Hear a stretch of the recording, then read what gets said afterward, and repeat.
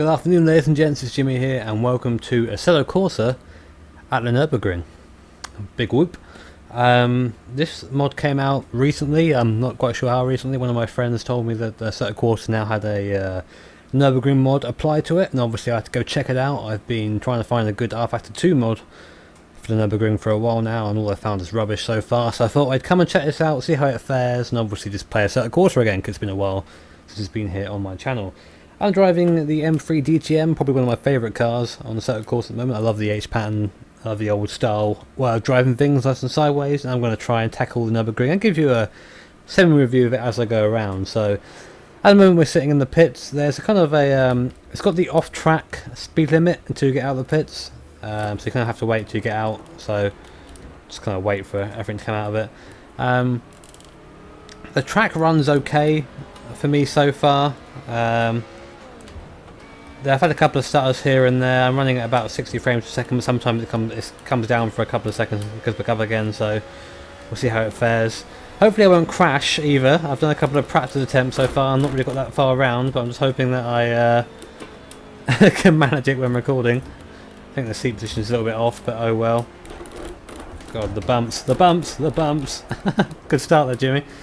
Have to remember this car doesn't have much grip once it gets sliding, nor does most cars. But yeah, like I said, I've been trying to find oh my god, this car is so happy. Trying to find a decent Nurburgring mod for a while now across other sims, and the best one so far still belongs to R-Factor 1. It's the one that we used for our SROL race. That was probably the best Nurburgring mod that I found so far. But I've got to say, I'm pretty impressed with this one. The trees are pretty, you know, R-Factor 1-y. It all does look a little bit old. Compared to modern, you know, modern capabilities, but it's still very good for a free piece of content. Now, from memory, and obviously feel free to correct me if I am wrong, because I am a lot of the times. This car's very bouncy. Obviously, some settings aren't in the right place, but oh well, it's just a show-off track today. I believe that there's actually a paid version of this track coming out. You have to buy it as DLC, which is being laser scanned. Something that apparently is not possible, but I couldn't have decided it is. Oh my god, my wheel is loving life right now, and I'd be interested to see how this compares to that when it comes out. People will obviously try and people like free things. I like free things, so it's cool to have this to drive around on. I will pop a link in the description for those who want to drive it for themselves. I think my car's going to be geared a little bit too slowly, I think, but it's fine.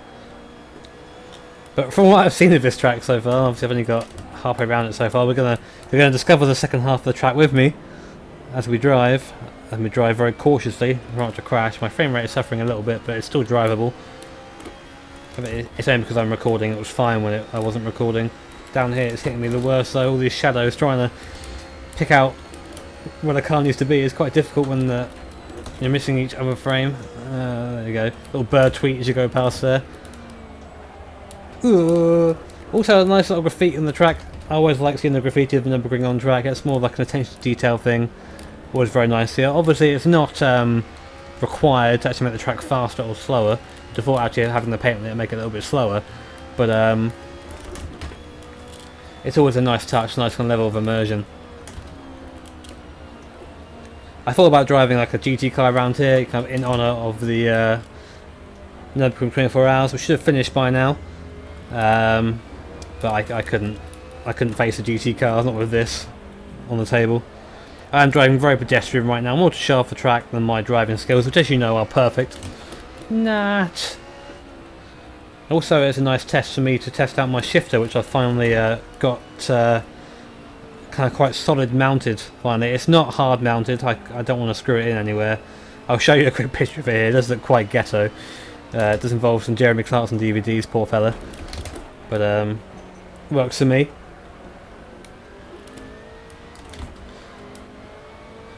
You know, overall this track does a very nice. It kind of looks like a bit like if the Gran Turismo 4 version, maybe even a version between the Gran Turismo 4 and 5 version of this track. Colours are quite nice if a little bit oversaturated in some places, and here I'm dealing with the interesting Assetto Corsa onboard camera that I've not figured out how to fix yet, so if anyone does know that, please just let me know how to fix that camera. I don't want moving around so much, it actually makes me a bit ill when I'm driving this.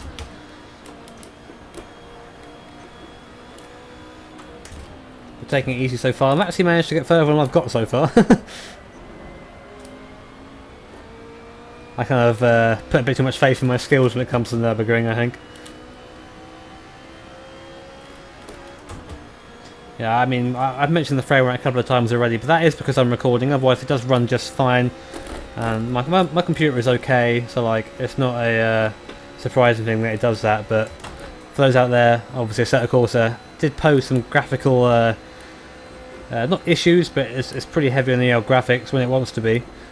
So for those with the not so beefy machines, don't fear, you should be okay with this track. Ooh, understeer, scary. I'm interested to see how they model the carousel. We'll get there soon. Oh, my first off. I always go off there. Any sim, any car, I always carry too much speed through there. Apart from the F1 car, which always sticks everywhere.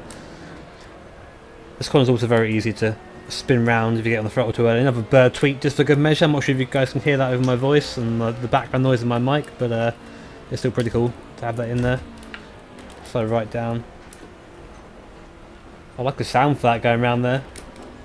That's something pretty cool that Assetto Corsa has, you kind of onboard sounds. You can hear stuff rattling around if you go off track or hit a bumpy bit of tarmac, and that was pretty cool right there. I enjoyed that. Very pedestrian lap so far. Getting a lot of understeer in this car, and obviously I'm seeing a lot more of the footwell than I want to see, with that interesting camera angle going on there. Ooh, I do plan on doing a couple of other videos in the meantime. I know I kind of go between doing lots of videos at once and doing none. Just been very... I'd say being busy would be a lie, because I've just not been really fancy making any videos. That bit looks a bit weird through there, actually, isn't that? Looks different to other versions I've driven through there. This bit feels longer as well than other versions. It's very hard to... discuss the kind of validity of the track and how it matches up to real life. I've never driven this in real life. I've seen videos, people driving around it, of course, and I've seen the races around here, but I've never never been around here myself. That goes to all tracks, but otherwise it does look pretty nice. The road is pretty bumpy in a lot of places, which I kind of expect. Probably hear it from my wheel as well. It's not exactly the quietest thing in the world, especially over there. That's the SRL line right there. Oh my god, looking at the roof now. It's the first time I've actually put my foot down in this car for most of that section. This is the DTM version, the fun version. This is where Bailey crashed and his race was about where I'm going to crash. Wow! The air. Come on, keep it going. Oh, bang. And a bang. So yeah, the elevation changes are definitely there. That's a good test of that, isn't it? That's a bit weird, that graphical on the left there. That is odd. But a minor flaw in this track. And bear in mind this is free content, and this is where I think Assetto Corsa is going to start picking up, hopefully. The modders got their hands on it now. Tracks are coming out for hopefully we'll have cars soon as well. And it can actually be a challenge instead of being just this shiny thing you play every now and then when a new update comes out. So definitely go and get this track if you're a fan of the Nurburgring. I am, so obviously that's why I have it, and that's why I'm reviewing it for you guys. The link will be in the description. There you go. And feel free to enjoy it and drive the hell out of it, as I'm going to see if this thing will top out or not. With my current gear set, it's going to top out. It's got to...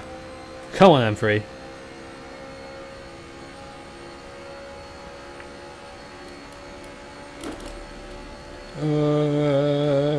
Sorry, I went too into that. Okay, but yeah, I guess final points. Track is good, graphics are okay. The track looks pretty good from what I've seen. Like I said, it looks right in the right places. Maybe a little bit wide in some places, but again, I am not sure of the actual dimensions of the real life Nurburgring, so I'm not really fit to comment. Nor is anyone in the comment section unless you've been. Oh, there you go. And they went into the other pit entrance there. And it runs fairly well as well. So Definitely pick this up. It's quite easy to install. If it's on Steam, you just want to go and put it into your Steam apps, common, and then the Assetto Corsa folder, and then just place the file in the tracks folder, and it should be there when you next start up the game. So hopefully that'll sort anyone out who's confused about that. Thank you for watching, guys, and stay tuned for more. Catch you later.